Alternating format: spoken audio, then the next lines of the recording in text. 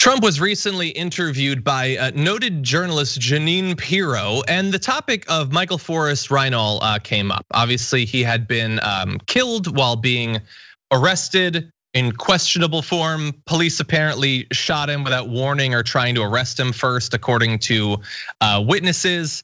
But we're not gonna let that stop Trump from trumpeting this as a good thing. So take a look at this and think seriously as you watch this video about what Trump is saying here. He sent in the US Marshals for the killer, the man that killed the young man in the street. Just shot him. I mean, it was on television. Cold-blooded killed him. He didn't like his hat, or he didn't like something, and it wasn't a Trump hat. Right, it was peaceful. It was prayer. It was a religious hat. Right. And he shot him cold blood. 2.5 days went by, and I put out, when are you going to go get him? And the US Marshals went in to get him. And in a short period of time, they ended in a gunfight. This guy was a violent criminal. A lot of them out there. And the US Marshals killed him. And I will tell you something, that's the way it has to be. There has to be retribution when you have crime like this. There can't be guys standing up that want to fight. They want to fight. But you can't throw bricks at people with shields. But the problem, Mr. President, you and I both agree. So she says you and I both agree. So just to be clear, with the need for vindication, there has to be retribution. She agrees with that. So like Francesca, this is where we're being hyperbolic and worried about what Trump represents and how he might be different than past politicians. But you just saw that video. It seems pretty clear what sort of philosophy he's laying out there. Yeah, it is tiresome and it is difficult because Trump is again, you want to look away, you want to stop thinking about it. We all know racism and structural inequality has been the backbone of this country for so long. This is different. He is inciting violence. He is happy about white extremism. His DHS department, as I know you all reported last week, downplayed the problem and the threat of white extremist anti-government violence.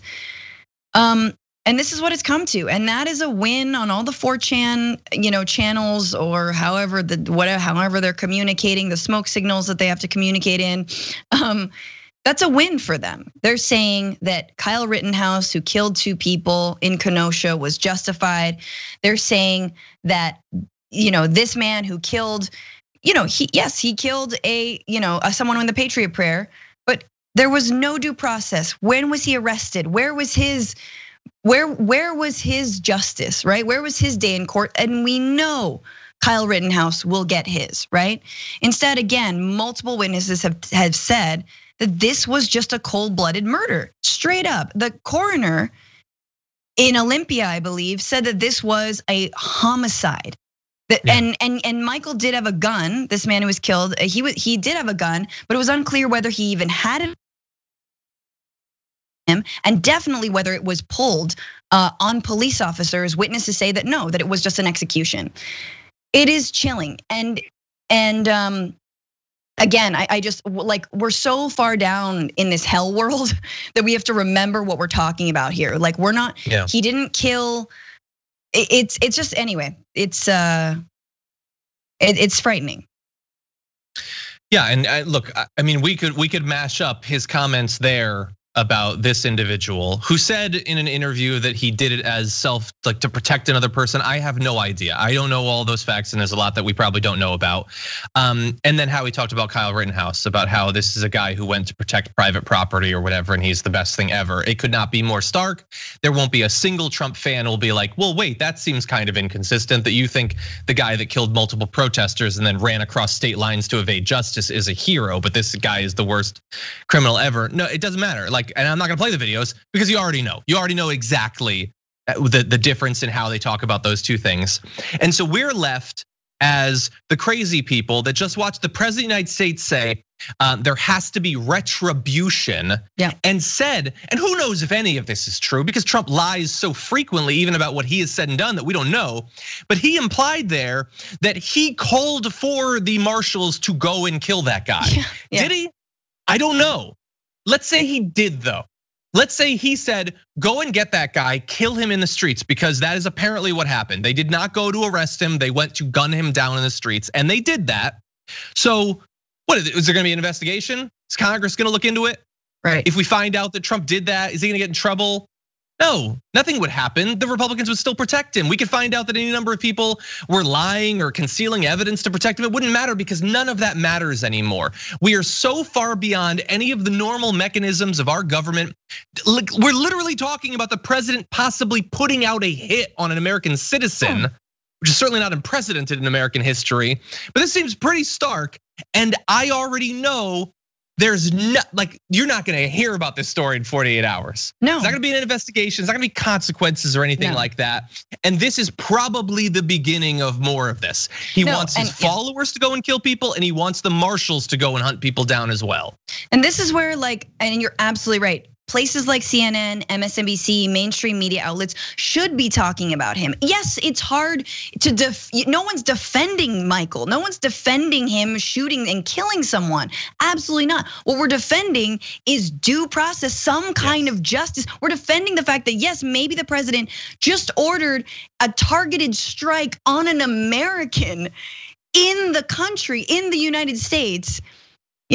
Talk about an isolationist, America first, we kill Americans first. Like that's what he's just done. And are we going to investigate it? Are we going to, you're exactly right. This should not fall from headlines.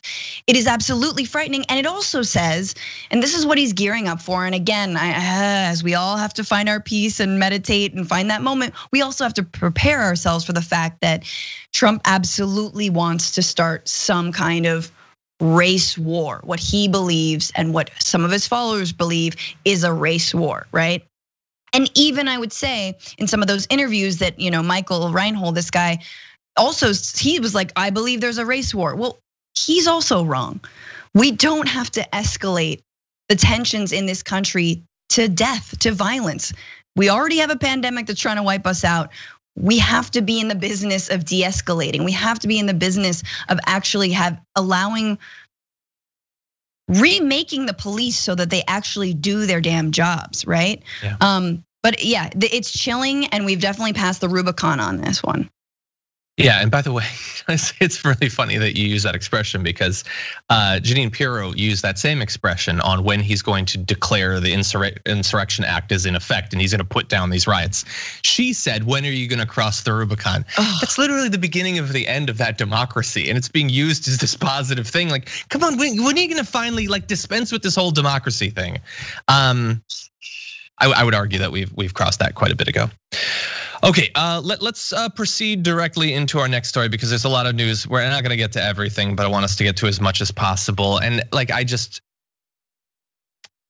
multiple ways he's now calling for just killing us in the streets, and his followers love it.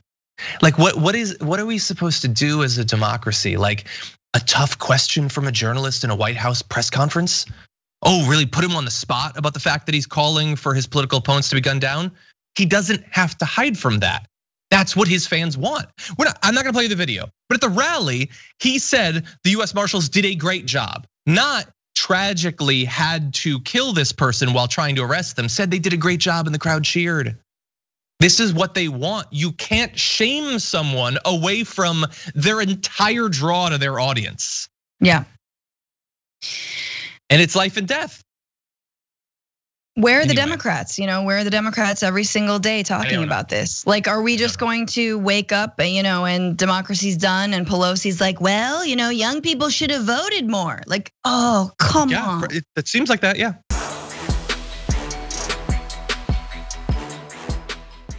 Check out the Damage Report podcast each day, wherever you get your podcasts, whether Pocket Casts or Stitcher or iTunes. You can join me as I give you the news and stories you want, with a range of co-hosts and interview guests jumping in on the fun each day. Again, that's the Damage Report, wherever you get your podcasts. And if you get them at iTunes, don't forget to rate and review. Sometimes I'll read them live on the show.